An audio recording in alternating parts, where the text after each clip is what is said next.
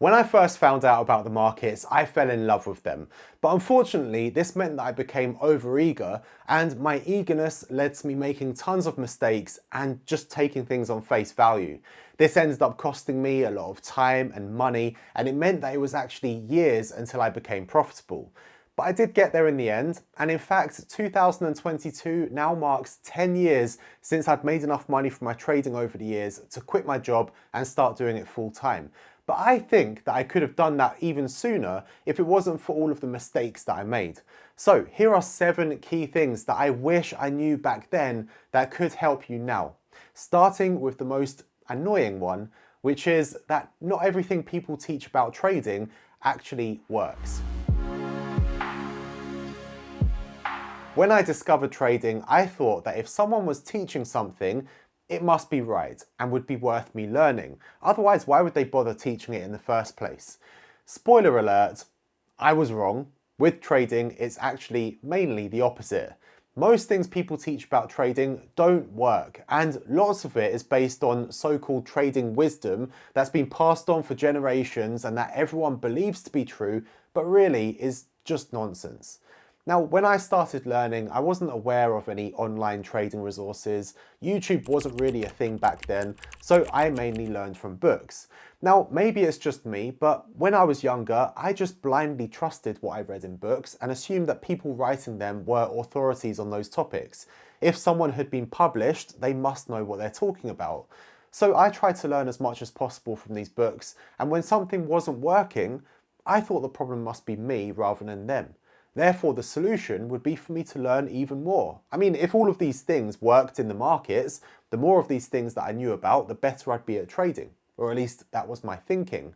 Eventually, I just ended up being confused and fed up because I wasn't seeing any sort of consistent success. So I decided I was going to start testing all of the things that I'd learned to figure out what to get rid of and what to keep. And it turns out most of the things that I'd learned were absolutely useless. Even the most famous techniques that I still see people using and talking about today, these things just don't work. So my first piece of advice to you is don't just assume everything that you're learning is actually something that's useful, and make sure you ultimately test everything. Now, just before we get into the next point, please don't forget to hit the like button if you find this useful or interesting. It really helps us to get discovered by more traders, and I really appreciate you doing it. Let's move on. So the next lesson is that the quickest way to become a good trader isn't to go looking for the best strategy or some sort of magical chart pattern, is to follow the right development plan. Now, when I was learning, you were just told that you needed to get as much chart time as possible. That was the key to learning trading. No matter how much time you'd already put in, if you were encountering a problem, the solution you were always given was more chart time. You need more chart time, more chart time, more chart time. Now I realize 2 decades later that chart time itself isn't a solution or even an effective learning method. Now, this might go against the common advice that you're given, but the best way to learn to trade is not by trading. That isn't the way that you learn any other complex skill, so why would it be the case for trading? It's not. I mean, look, you want to be a surgeon? Here, dig around inside this body. You want to be a professional football player? No problem. Go and play a football match. That's not how we're built to learn complex skills. Instead, there's an order to what you need to learn. There's a sequence. First comes knowledge acquisition, and it's really important that you break things down to first principles and learn the basics just like you would with any other skill. Trading is no different. So things like learning chart patterns or how to use a particular indicator is not really going to lead you to success. Instead, you need to develop the skill related to the type of trading that you want to do. Whether that's the skill of being able to read the markets based on the price movements or valuing an asset, whatever it might be. But using the equivalent of a template, which is what a pattern would be doing for you, or some sort of pre-built tool, is not going to help you develop the skill. But once you've acquired the knowledge, you then need to practice the skill. Expertise is just skill drilled to the point where it becomes automatic. So you need to plan your sessions around deliberate practice and different types of deliberate practice, and repeat those skills over and over again, constantly pushing yourself outside your comfort zone into the challenge skill zone. That's where you're going to be outside your comfort zone, but it's not too difficult that you get overwhelmed. And once you start learning those skills deeply, not just that you know what the skills are, but you've actually practiced them, that you know them deeply, then you can start going through particular scenarios in a simulator where you can then control the environment before eventually moving on to a demo account, begin understanding how it all translates to a real-time market environment. And once you achieve consistency with that, then you start moving on to a live account. I'll leave a bunch of links to different videos in the description box to explain these different stages to you, but the most important thing is that you don't listen to these people which you will inevitably find in the comment section who will say, no, the best way to learn is from trading the markets, you don't need to do all of that crap, you need to deal with the emotions and blah, blah, blah. But the fact is, all complex skills, or most of them at least, have an emotional aspect to them. It doesn't mean that you jump straight into doing, you have a certain sequence that you need to go through. I mean, the fact is, science has shown us how our brains acquire skills, and it's much more effective and much more efficient if you base your development around those findings, rather than just trusting some trader online who only just found out about the markets a couple of years ago and whose only source for their information is, trust me, bro. So with all of those points in mind, the ones that we've covered so far, do you know what you can rely on? Data. Data is used at the top level in almost every single industry these days, and most performance skills as well. Yet most traders really don't embrace data enough, and I didn't either. You see, for years I tracked basic data, things like my success rate, my average losses, my average profits, what my return was each week or each month, but that was only really telling me about sort of the headline figures of my performance. It wasn't giving me anything that could genuinely lead to improvements being made. But later on, I began to realize just how important data was. This is what helped me to develop a profitable method in the first place, and it was even more critical when I was working with a team developing our algorithmic trading system. But when I realized how important data was and how quickly it can help you improve, I'd already wasted years worth of data by not actually tracking it. That's like throwing away treasure. Once you have a decent amount of data collected from a consistent approach in the markets, it can provide you with all kinds of answers and insights that can help you to improve what you're doing. And there are many things that you can only figure out by digging into the data. So if you're not collecting data, you're giving up the chance of gaining an extra edge. You see, the thing is, most traders, me included, at least back then, don't track their data simply because they can't be bothered to. Some aspects of trading are fun, and the admin side is usually not one of those things. But the sooner you start, the sooner you'll have a good amount of data to work with. I think if I'd started falling in love with the data side sooner, I would have improved my trading massively a lot earlier on. In a way, it's like I left money on the table for years by not doing it. So you can learn from my mistake, and if you're not already tracking your data, get started on it today. But of course, the data is only useful if you have a consistent approach. Otherwise, the data will be pretty much meaningless. So that's where the next big lesson comes into it. You have to understand the purpose of your system.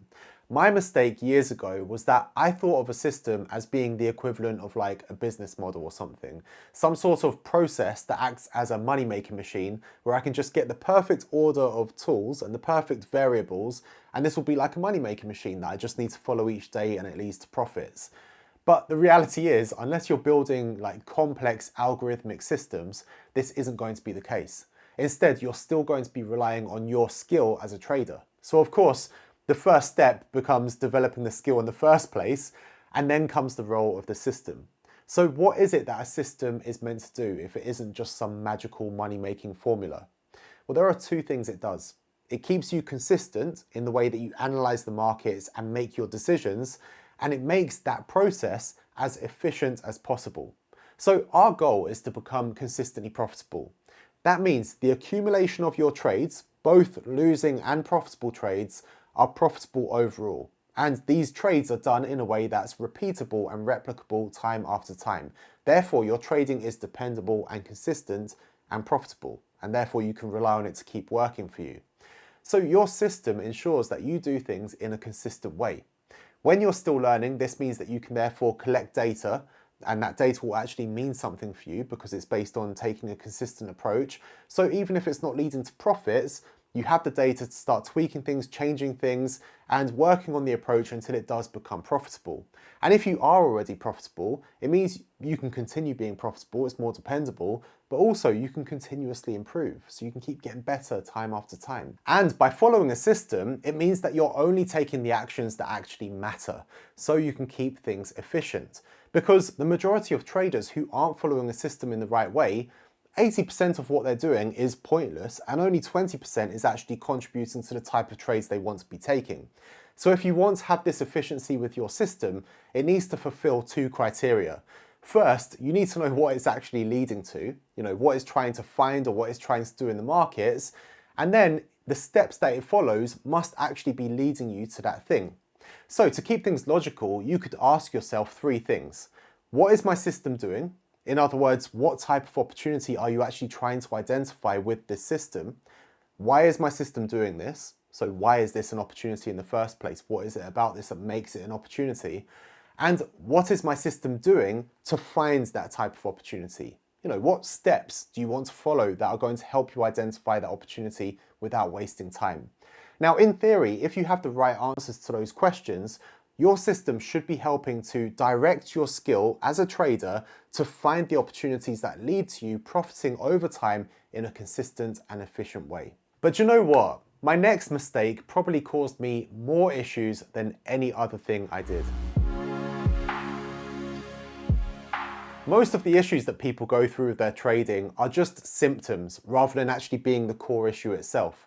So that means if you just address those symptom level problems, all that will end up happening is that they'll come back later or a different symptom will appear instead. The only way to truly solve the problem is by finding the root cause and dealing with that. Now, easily the biggest cause of most symptom level problems is risk management. Having position sizes that are too big. And this is usually down to a root cause that's based on wanting to make as much money as quickly as possible. But the irony is, the quicker you try to make money with your trading, usually the quicker you end up losing money. Trading is a good way to get poor quickly and rich slowly. Now, it's been found that the pain of losing something is psychologically about twice as powerful as the pleasure of gaining something of equal value. And this leads to us experiencing something known as loss aversion, which will cause us to take irrational actions to avoid losing something. And in trading, these sorts of actions as a result of loss aversion can cause us to losing even more money in the long run. We might do things like moving our stop loss as the price approaches it, doubling down on losing positions, revenge trading, not using a stop loss at all so you can hang on to a losing position until it eventually becomes profitable again. These actions might bail you out a few times, but eventually they'll end up causing you to burn out your entire account. But the problem is, the more you have at risk, the more amplified that loss aversion is going to be.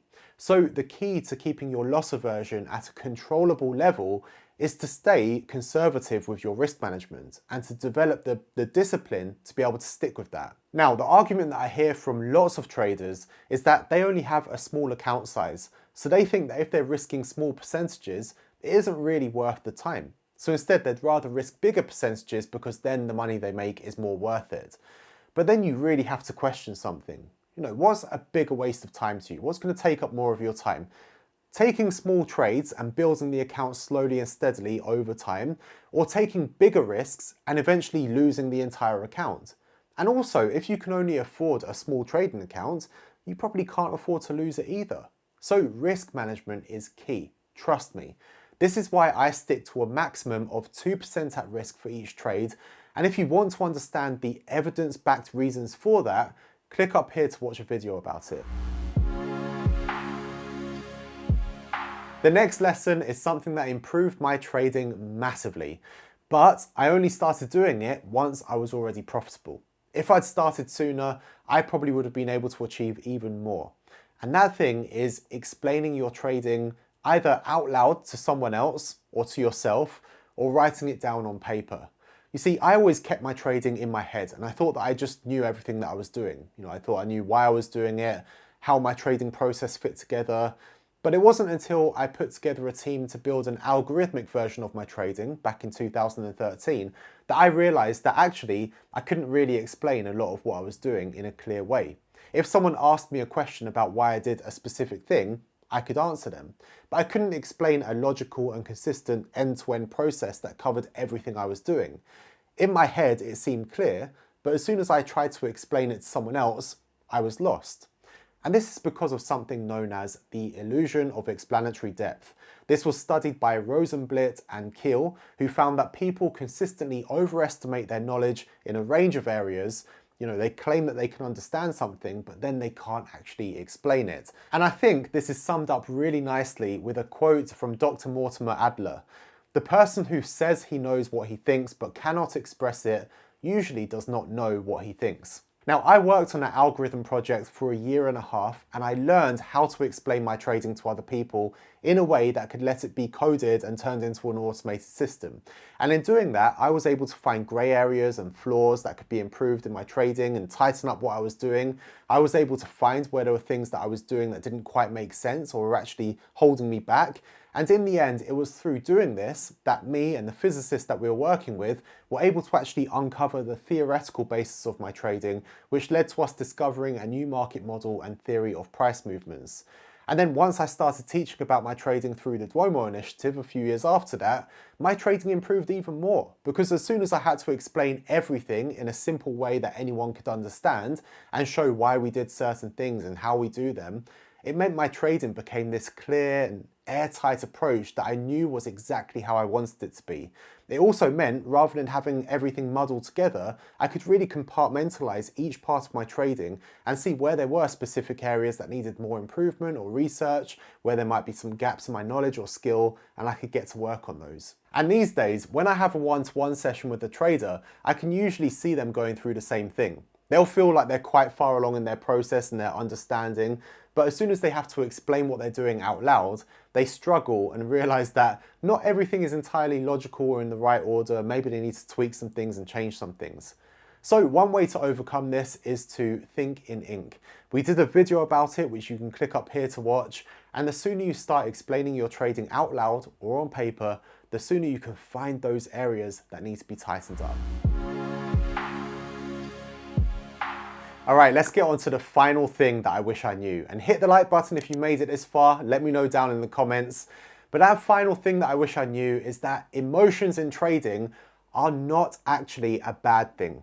I wasted a lot of time trying to remove my emotions from trading, which is near impossible, but it was because everyone told me that you need to become emotionless.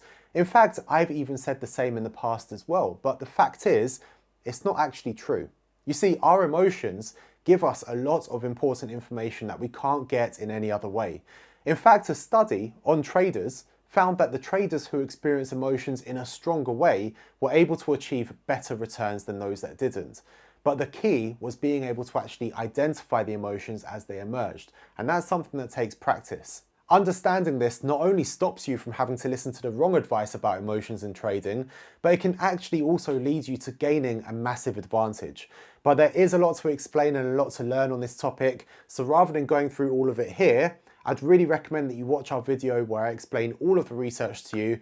It is quite a long video, but definitely worth your time and probably one of the most important things that you can learn that will actually improve your trading. You can see it on screen here. So those were some of the key things that I wish I knew when I started learning. If you found them helpful, you found this interesting, hit the like button. And if you want to know more of my lessons that I wish I knew back then, let me know in the comments and I'll do a follow-up with some more because there were plenty of them. I had to really cut them down. Thanks for watching. See you in the next one.